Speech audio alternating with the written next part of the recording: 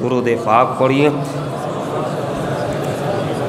لبیک اللہم ربنا وسعدیک اللہم صلی وسلم وبارک علی سیدنا محمد الذی کان علی فی درجاتی فاطما فی تطہیراتی حسنا فی صفاتی شہیدا فی تجلیاتی زین العابدین بعباداتی باقرا فی الاولین والآخرین بمعلوماتی صادقا فی اقوالی کاظما فی جمیع احوالی متمکنا فی مقام الرضا جوادا کفو عند العطاء ہادیا الی سبیل النجاة عسکریا مع الغزاة مہدیا الی طریق الیقین غیاث المستغیثین صلوات اللہ علیہ وآلہ مجمعین۔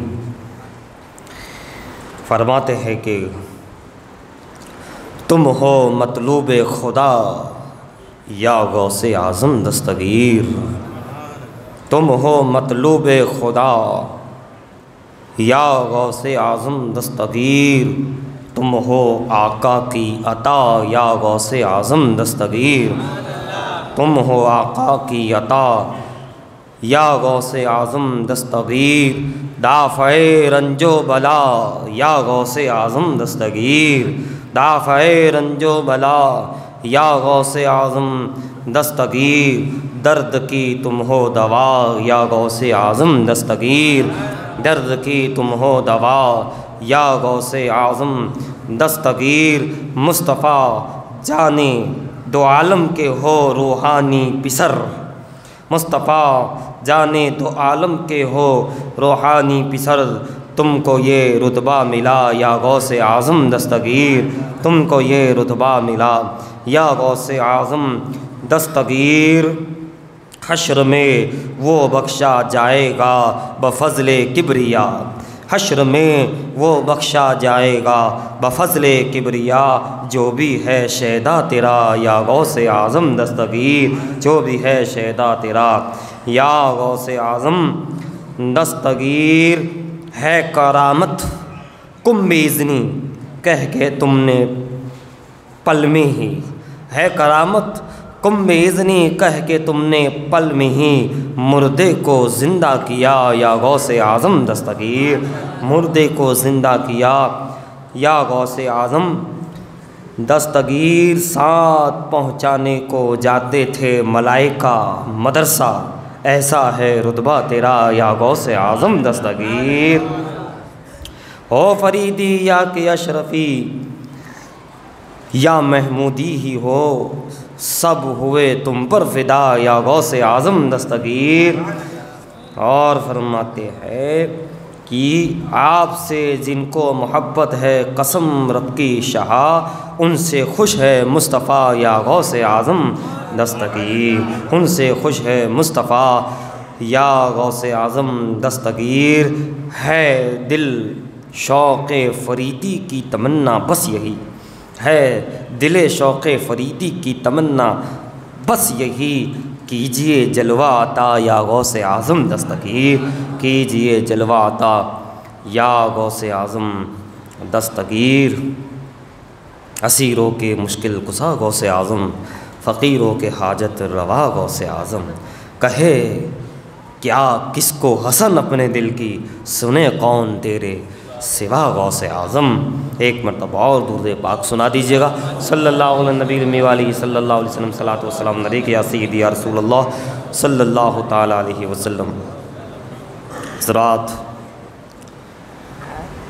8واں چاند ہے آج، اور ان قریب 11ویں شریف بنسبت غوث پاک رضی اللہ تعالی عنہ،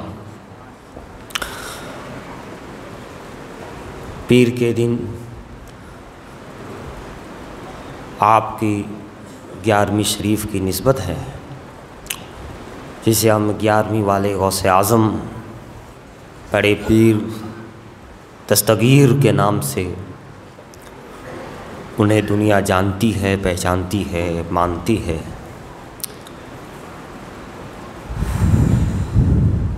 اہدنا الصراط المستقیم، اے اللہ سیدھے راستے پر چلنے کی توفیق عطا فرما۔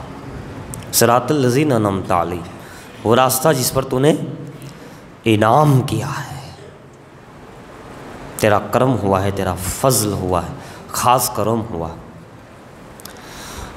ویسے تو سرکار غوثیت مآب غوث الثقلین رضی اللہ تعالیٰ کا جو دن ہے وہ 70ویں شریف ہے نا، 70ویں شریف ہے، مگر دنیا 11ویں شریف بناتی ہے۔ تو یہ 11ویں آپ کو نسبتاً 11ویں ہے، بلکہ 70ویں سے زیادہ 11ویں ہی غوث پاک رضی اللہ تعالیٰ عنہ کی مانی جاتی ہے۔ کیوں؟ نسبت، ایک چیز ہے نسبت۔ غوث پاک سرکار کی 11ویں کی یہ جو نسبت ہے، یہ نسبت بتا رہی ہے کہ سبھی کے تو دن بنتے ہی ہے، ہمارے صرف دن، ایام، عرس، کل، سندل، رسم صرف وہی نہیں ہوگا، بلکہ خاص طور سے ہماری نسبت بنائی جائے گی، ہے نا، نسبت بنائی جاتی ہے۔ اور غوث اعظم اپنی 11ویں کی نسبت بنوا کے یہ بتانا چاہتے ہیں کہ پیارو، نبی کے غلاموں، نبی صلی اللہ علیہ وسلم کا کلمہ پڑھنے والوں، نسبت کا کیا مقام ہے، نسبت کا کیا مقام ہے۔ آپ کی نسبت سے ہم بناتے ہیں، اس سے معلوم ہوا کہ نسبت کا جو مقام ہے وہ بڑا مقام ہے، بڑا مرتبہ ہے۔ نسبت جہاں لگ جائے، ہے نا، وہاں آپ نے دیکھا ہوگا آپ کے 11 نام مبارک سنا ہوگا، پڑھا ہوگا، 11 مرتبہ یہ 11ویں شریف کی نسبت سے یہ ہے نا، 11ویں میں 11 عطا کیے گئے، 11 یہ ہوا، کئی کرامت، کئی چیزیں۔ غوث پاک کی 11ویں شریف کی نسبت، یہ نسبت رسول اللہ سے ہے، اللہ کے رسول نے عطا فرمائی ہے، اور جسے اللہ کے رسول نسبت عطا کر دے، جو اہل نسبت ہو جائے، اس کا پھر کیا کہنا۔ تو اب جو اس 11ویں سے نسبت رکھتے ہیں سرکار غوثیت مآب رضی اللہ تعالیٰ عنہ کی، تو وہی نسبت رکھتے ہیں، اور جو نسبت رکھتے ہیں وہی اہل قسمت ہوتے ہیں۔ نسبت والے ہی 11ویں کی غوث پاک کے در کی قسمت والے ہیں۔ اور کیسی قسمت والے ہیں؟ ان کی نسبت کی قسمت کا عالم کیا ہے؟ غوث پاک کے در کی نسبت کی قسمت کا عالم کیا ہے؟ نسبت کا تو یہ عالم ہے کہ وقت کا مجدد جب کہتا ہے تو وہ بھی یہ کہتا ہے کہ تجھ سے در، در سے سگ، سگ سے ہے مجھ کو نسبت۔ اس نسبت کو جب بتاتا ہے وقت کا مجدد بھی، تو اس در کی نسبت کی قسمت کا عالم اور مقام کیا ہے؟ اس 11ویں شریف سرکار غوثیت مآب کی نسبت سے مل جائے تو کیسا بتایا جا رہا ہے کہ تجھ سے در، در سے سگ، اور سگ سے ہے مجھ کو نسبت، اور میری گردن میں بھی ہے دور کا ڈورا تیرا، اس نشانی کے جو سگ ہیں نہیں مارے جاتے، ہے نا، حشر تک میرے گلے میں رہے پٹا تیرا۔ آپ اندازہ لگاتے چلے جاؤ کہ سرکار غوثیت مآب کی جو نسبت ہے ان کا عالم، سبحان اللہ۔ حضرات مسجد کا تعاون ہو رہا ہے، آپ حضرات اس میں حصہ لے کر ثواب دارین حاصل کریں۔ تو میں عرض یہ کر رہا تھا کہ یہ تو در کے سگ کی نسبت کا عالم ہے، اور پھر جو ان کی اولاد ہو، ان کے غلام بھی ہو، اولاد بھی ہو، سلسلے میں بھی ہو، طریقہ قادریہ میں ہو، پھر ان کا عالم کیا ہوگا۔ چھوٹا سا واقعہ، ایک واقعہ میں آپ کو نظر کرتے ہوئے آگے بڑھوں۔ خانقاہ برکاتیہ مارے ہرا شریف، سید آل احمد اچھے میاں رحمۃ اللہ تعالیٰ۔ واقعہ یوں ہے کہ ایک شخص عراق سے چلا، وہ شخص کون تھا؟ عالم تھا، با کمال تھا، عالم ربانی تھا، مگر کچھ ایسے تصوف کے طریقت کے مسائل ہوتے ہیں اور ہے موجود ہے کہ اس میں بھی صوفیاء کرام کا اختلاف ہے نا، تو سب کی اپنی اپنی رائے ہے، اپنا اپنا موقف ہے۔ تو ایک اہم مسئلہ یہ ہے کہ وحدت الوجود کے تعلق سے یہ مسئلہ ایسا ہے کہ بڑے بڑے بھی اس میں جو ہے اپنا اپنا اس کے اندر الجھے ہوئے ہیں، اس کے اندر اپنا اپنا موقف رکھے ہوئے ہیں۔ اب وحدت الوجود کا مسئلہ ہی ہے، بڑوں کا مسئلہ ہے، بڑے سے بھی بڑوں کا مسئلہ ہے، ٹھیک ہے، بڑا اہم مسئلہ ہے۔ پھر اس وحدت الوجود کو امام ربانی نے وحدت الشہود کر کے اس کو اور آسان کیا، اور زیادہ تر اس کو وحدت الشہود پہ آ کے اکتفا ہوا۔ تو اب وہ وہاں سے چلے کہ کہیں یہ مسئلہ حل ہو جائے۔ شاہ عبدالعزیز محدث دہلوی رحمۃ اللہ علیہ، ان کا دور تھا دہلی میں، مارے حرام میں اچھے میاں تھے، وہ وہاں سے عراق کے بزرگوں سے وہاں سے درمیان سے پوچھتے بڑے بڑے تصوف والے سب نے اپنا اپنا جواب دیا، موقف بتایا سب نے، لیکن دل کو تسلی نہیں ہوئی، اطمینان نہیں ہوا۔ آپ پہنچے سفر کرتے ہوئے دہلی، نام سنا تھا شاہ عبدالعزیز محدث دہلوی رحمۃ اللہ تعالی، آپ نے سنا ہوگا عبدالحق محدث دہلوی رحمۃ اللہ، انہی میں سے شاہ عبدالعزیز، شاہ عبدالرحیم۔ تو یہ شاہ صاحب کا خاندان اور بڑے بڑے محدث اس میں، عبدالحق محدث دہلوی جیسے شخصیت۔ تو اب عبدالعزیز محدث دہلوی رحمۃ اللہ علیہ کے پاس پہنچے تو وہاں پر جو ہے انہوں نے ملاقات کی اور اس مسئلے کو بتایا، انہوں نے بھی مسئلے کو سمجھایا، بتایا، اس کی تشریح فرمائی، لیکن پھر بات وہی رہی کہ ابھی اتنا دل کو اطمینان نے قلب حاصل نہیں ہوا، سکون حاصل نہیں ہوا قلب کو، لہذا پریشان کہ اس مسئلے کو میں جو ہے مجھے اطمینان نہیں مل رہا ہے۔ تو عبدالعزیز محدث دہلوی رحمۃ اللہ علیہ نے فرمایا کہ جاؤ تم ماہرہ شریف چلے جاؤ، وہاں اچھے میاں آل احمد ہے، غوث پاک کے خاندان ہے، اولاد ہے، لہٰذا تم جاؤ، انشاءاللہ تمہارا مسئلہ حل ہو سکتا۔ بہرحال علمی بات تھی، علم کی بات، پہنچے۔ اب یہ ہوا کہ وہاں سے جب آپ وہاں سے اپنے کاسینے سے نکلے ہی تھے گھر سے کہ یہ حضرت عالم ربانی، ولی صفت، نیک دل، علم دوست، یہ آ گئے، ملاقات کی۔ چلتے چلتے ملاقات کا حضور میں ایک مسئلے کے تحت آیا، کہا کیا مسئلہ ہے؟ کہا حضور وحدت الوجود کا مسئلہ ہے، اور یہ چیز اور میرے کو تسلی نہیں ہو رہی ہے، اطمینان نہیں ہو رہا۔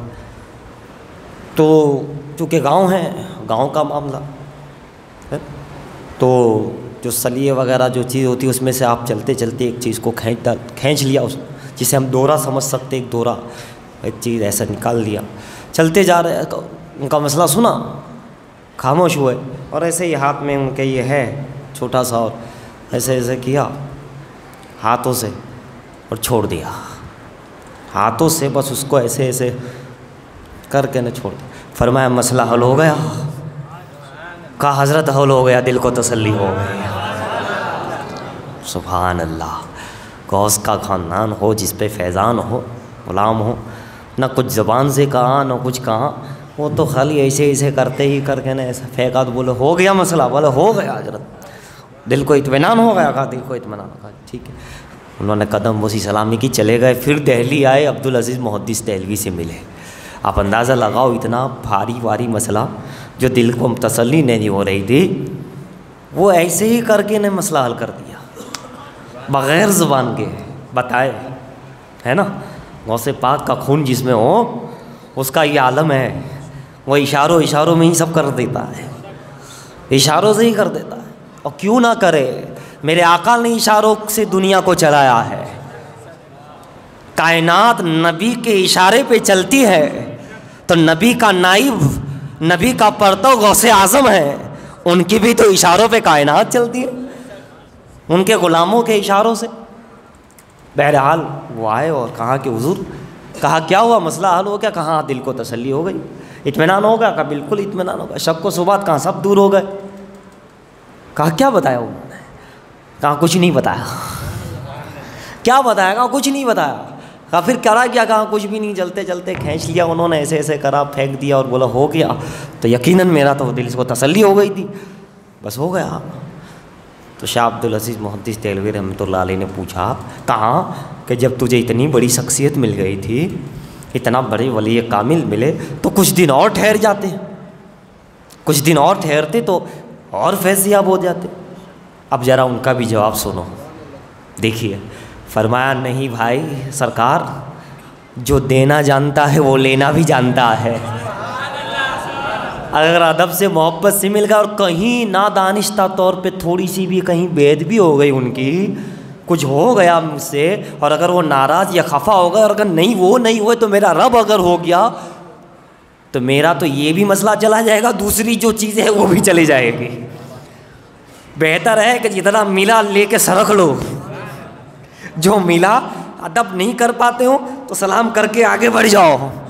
ان کا جواب گویا یوں تھا، میں اتنا ادب نہیں کر پاؤں گا جیسا کہ ان کا مقام ہے، لہٰذا میں اپنے آپ پہ اتنا قابو نہیں رکھ پاؤں گا کہ میں اتنا باادب رہوں. لہٰذا میں نے سوچا کہ بیٹا سلام کر آگے نکل جا.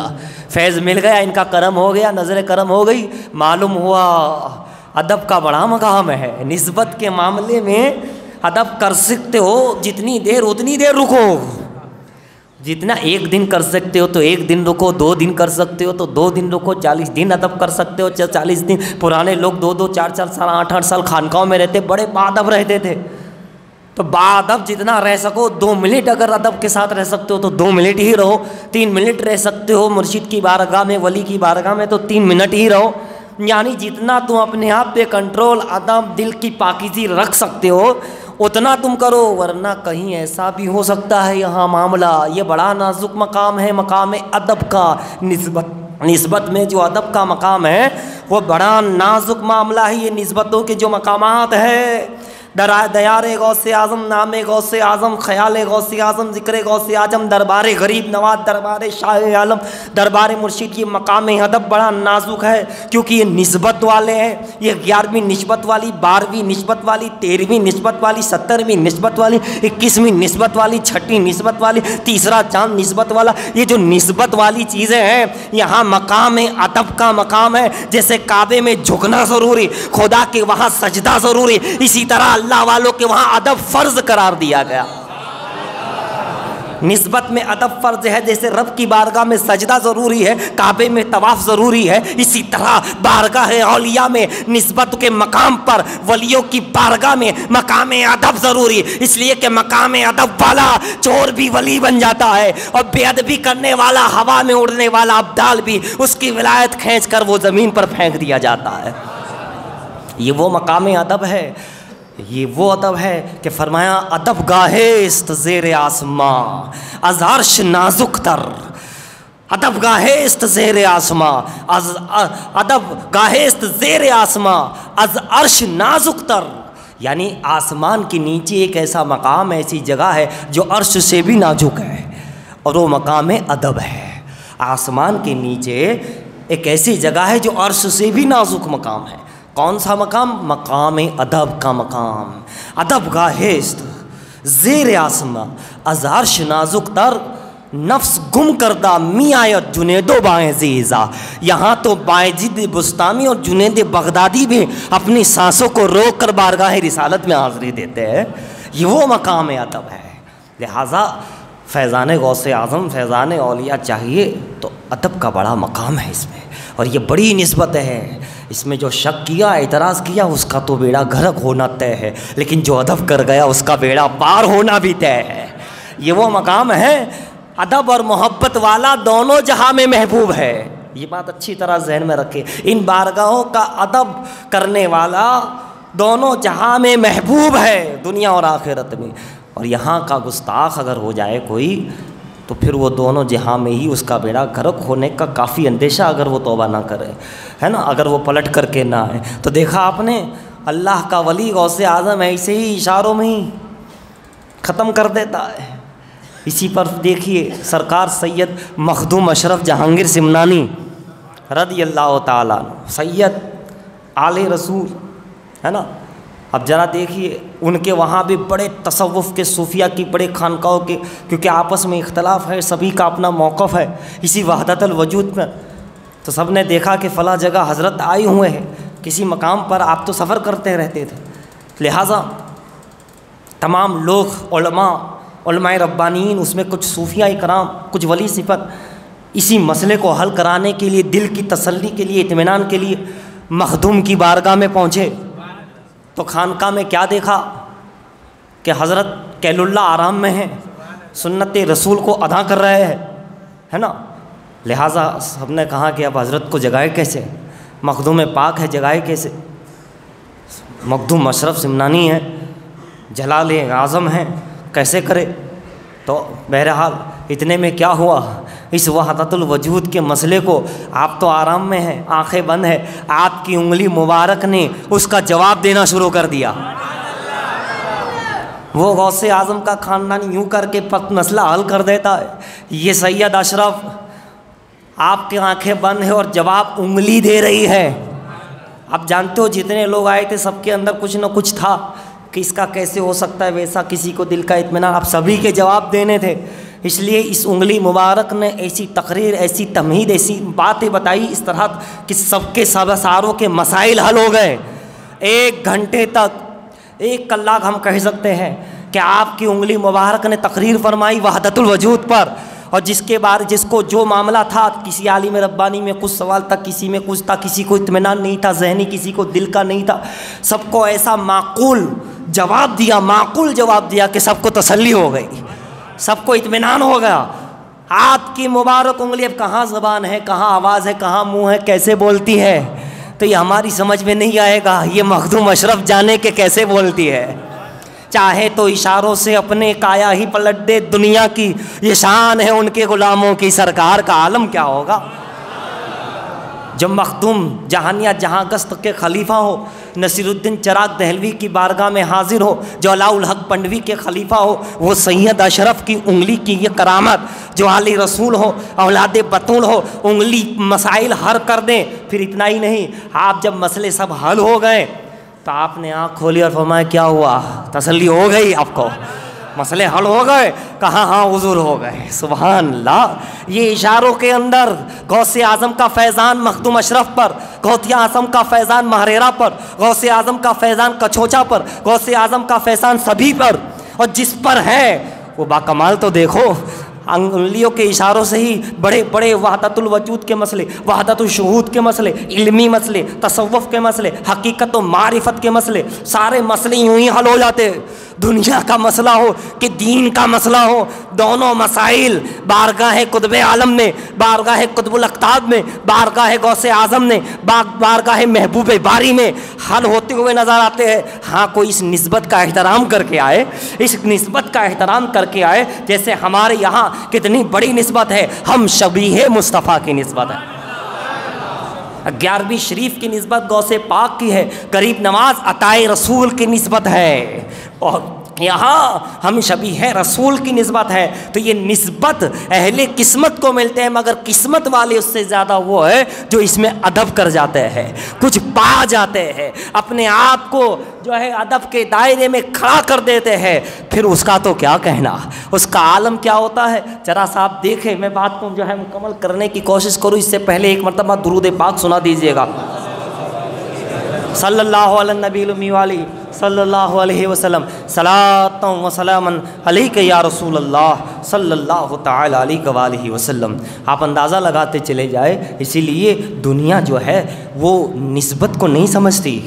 کئی لوگ ایسے ہیں نسبت کو نہیں سمجھتے، مگر جب وہ قرآن اور حدیث کے پاس آئیں گے تو نسبت سمجھ میں آ جائے گی۔ کیوں؟ ان الصفا والمروۃ من شعائر اللہ، صفا مروہ اللہ کی نشانی ہے۔ نسبت ہو گئی ہاجرہ سے، مقام ابراہیم واتخذوا من مقام ابراہیم مصلی، کیوں؟ نسبت ہو گئی ابراہیم علیہ السلام سے، مصلی بنا دیا گیا۔ کعبے کے اندر آپ جا کے دیکھو، مکے میں سب نسبتوں کا ہی معاملہ ہے، کہیں بھی چلے جاؤ نسبت ہی نسبت ہے، اور نسبت کے معاملے میں ہی اس کا درجہ بلند ہے۔ آب زمزم نسبت ہے، بڑا افضل ہے، مقام ابراہیم نسبت ہے، صفا مروہ کو نسبت ہے۔ جب قرآن اور حدیث کی طرف آپ آؤ گے تو نسبت کا بڑا مقام رکھا ہے، نسبتوں کے بڑا مقام رکھا ہے، اور پھر جب نسبت سمجھ میں آئیں گی، اس کا ادب و احترام انسان کرتا ہے، تو پھر اس کی قسمت کا عالم یہ ہوتا ہے۔ حضرات گرامی، ایک واقعہ اور عرض کر کے دیکھیے، پاکستان کے ایک مقام پر جو ہے ایک بزرگ تھے، تقریباً 250-300 سال پہلے کی بزرگ ہیں، اللہ اکبر۔ جب ان کا وصال ہونے لگا، جب دنیا سے گئے تو انہوں نے کیا کہا؟ دیکھیے نسبت، قسمت، یہ سب کون سمجھتا ہے؟ اور جو سمجھتا ہے اس کا مقام کیا ہوتا ہے؟ دونوں جہاں کا محبوب ہوتا ہے۔ میں نے کہا ابھی ذرا سا ایک واقعہ سند کے طور پہ دیکھ لیجئے، اللہ اکبر۔ انہوں نے کہا کہ جب کبھی کوئی سید آل رسول میرے مزار پر آئے گا، اور اگر وہ یہ کہے کہ سرکار، اے اللہ کے ولی، اے نیک بندے، اپنے ہاتھوں کو باہر نکالو، تو میں اپنے ہاتھوں کو باہر نکالوں گا۔ سبحان اللہ۔ نسبت والوں کا مقام دیکھو کیسی قسمت والے ہیں۔ فرمایا کوئی آل رسول اگر آئے گا تو اس کی تعظیم و توقیر کی خاطر وہ جو کہے گا ہاتھ باہر نکالو تو میں ہاتھ باہر نکالوں گا۔ 300 سال کا تقریباً عرصہ گزرنے والا، اور اسی درمیان سید محمد کچھوچوی محدث اعظم ہند رضی اللہ تعالیٰ عنہ وہاں پہنچے۔ کہیں مہمان وہاں پہ میزبان رہے۔ درمیان میں ناشتے کے وقت انہوں نے ذکر کیا کہ حضور یہاں قریب میں ایک مزار ہے، تقریباً اتنے سال گزر گئے ہیں، لیکن ان کی ایک بات ہے۔ کہا کیا بات ہے؟ کہا انہوں نے کہا جب کوئی سید میرے مزار پہ آئے اور کہے کہ ہاتھ باہر نکالو تو میں ہاتھ باہر نکالوں گا، وہ کہے گا ایسا اس طریقے سے۔ آپ نے فرمایا اچھا تو تم میں سے کسی نے کیا کہ نہیں یہاں کے؟ کہا نہیں حضرت ابھی تک تو ہم میں سے تو نہیں کیا۔ آپ فوراً کھڑے ہوئے، کہا الحمدللہ یہ سید محمد سید ہے، حسینی ہے، حسنی ہے، چلو ابھی چلتے ہیں۔ سبحان اللہ۔ یقین کیسا کہ یہ ہونا ہی ہونا ہے۔ اللہ کا ولی ہوتا ہے وہی اتنا یقین کامل والا ہوتا ہے۔ انہوں نے کہا حضرت بیٹھیے ابھی آپ، بے کرانہ ہی ایسا ہے، وہ تو کہیں بھی کچھ بھی اللہ کی مدد غوث اعظم کا کرم ہو تو وہ تو ایسے ہی فوراً چلو۔ سبحان اللہ۔ آپ نے کہا حضرت بیٹھیے، مگر ہمارے وہاں بھی کچھ سادات ہیں، مگر ہم بھی سید ہیں لیکن ہمیں تھوڑا سجرہ ہمارے پاس نہیں، ہم تھوڑا کہا نہیں یہاں وہ سب بات جانے تو الحمدللہ میں سید محمد ہوں، چلو ہم دیکھتے ہیں۔ کہا حضور اگر یہی بات ہے تو میں ذرا اطلاع کر دوں سبھی کو، سبھی خانقاہوں کو، سبھی علماء کو، سبھی عوام کو اطلاع کر دوں؟ آپ نے فرمایا بے شک آپ تمام کو اطلاع کر دیجئے۔ سبحان اللہ۔ بے شک آپ تمام کو بتا دیجئے۔ دیکھا آپ نے، انہیں بھی یقین ہے کہ یہ ہوگا، کوئی شک کی جگہ نہیں۔ نسبت والے قسمت والے ہیں، احترام والے، مقام ادب والے کہاں سے کہاں پہنچ گئے، یقین والے کہاں سے کہاں پہنچے۔ جو اہل شک ہے اگر میں مگر میں رہتے ہیں، کیا ہوا؟ تمام کو جو ہے اطلاع دی گئی، تمام لوگ جمع ہو گئے ادھر ادھر کے، تمام کہیں علماء، کہیں صوفیاء، کہیں عوام کی تو بے شمار بھیڑ ہو گئی۔ اور پھر اس کے بعد کیا ہوا؟ سید محمد کچھوچوی یعنی محدث اعظم ہند رضی اللہ تعالیٰ عنہ چلے، وہاں سے آئے، مزار میں آئے، جیسا کہ ہمارے آداب ہے، بزرگان دین جب آتے ادب سے سلام کرتے ہیں، ہے نا، مزارات کا ادب سے فاتحہ پڑھتے ہیں، ادب کا تقاضا دعا مانگتی ہے، اس کے بعد روانگی لیتے ہیں قدم بوسی عرض کر کے، سلام کر کے، ٹھیک ہے۔ تو پہلے تو انہوں نے فاتحہ وغیرہ جو اپنا چیز ہے جو کرتے ہیں جو کرنا ہی سب سے ہمارے لیے تو وہ باعث برکت ہے، لہٰذا انہوں نے ادا کیا، اور ادا کرنے کے بعد سرہانے کی طرف آئے، کہاں لو یہ سید آ گیا ہے، ہاتھ باہر نکالو۔ سبحان اللہ۔ یہ محمد کچھوچوی آ گیا ہے، باہر نکالو۔ اللہ، ایک ہاتھ نہیں، دو ہاتھ باہر تشریف لے آئے کہ حضور آپ کا ہاتھ چاہیے۔ آپ کا ساتھ چاہیے، آپ کہاں کون سی نسبت والے ہیں، اور وہ خود ولی تھے، تبھی تو 300 سال کے بعد بھی سلامت ہے، قبر میں نور ہے، محبوب ہے اللہ کے، تبھی تو سلامت ہے، ولی ہے تبھی تو اللہ کے دوست ہے، اللہ کے قریب ہے، ورنہ سب ختم ہو جاتا ہے کہ نہیں؟ سب ختم ہو جاتا ہے۔ لیکن ذرا دیکھو کیا کرامت ہے، کیا معاملہ ہے۔ اب تو کیا تھا، لوگوں نے دست بوسی کی، زیارتیں کی، ایک وقت نکل گیا، آپ نے بولا ٹھہرو ابھی اور بھی میں کرتا ہوں، قدموں کی طرف آئے، کہاں اب میں کہتا ہوں کہ ذرا قدم بھی باہر نکالو، سبحان اللہ، قدم بھی باہر آئے۔ اب تو اچھا ہوا سرکار نے یہ نہیں کہا کہ خود باہر آ جاؤ، ورنہ خود ہی باہر آ جاتے ہیں۔ یہ نسبت والے زمین کے اندر بھی ہے تو زندہ سلامت ہے۔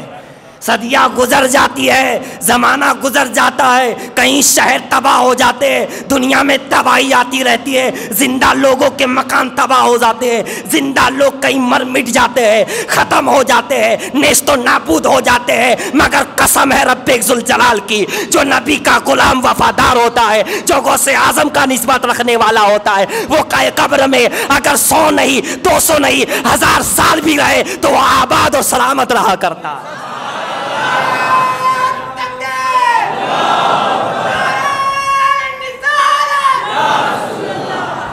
جو ان کا غلام وفادار ہوتا ہے اس کی قبر میں وہ جنت کے باغوں میں سے ایک باغ ہوتا ہے، وہ سلامت رہتا ہے، اس لیے کہ غوث کا دیوانہ تھا، اس لیے کہ صراط مستقیم صحیح پر چلنے والا تھا، اس لیے کہ صالحین کو ماننے والا تھا، لہٰذا اللہ اس کو قبر میں بھی اپنا محبوب بناتا ہے، حشر میں بھی محبوب ہے، اور دنیا میں بھی وہ اللہ کے دوستوں میں شامل ہو جایا کرتا ہے۔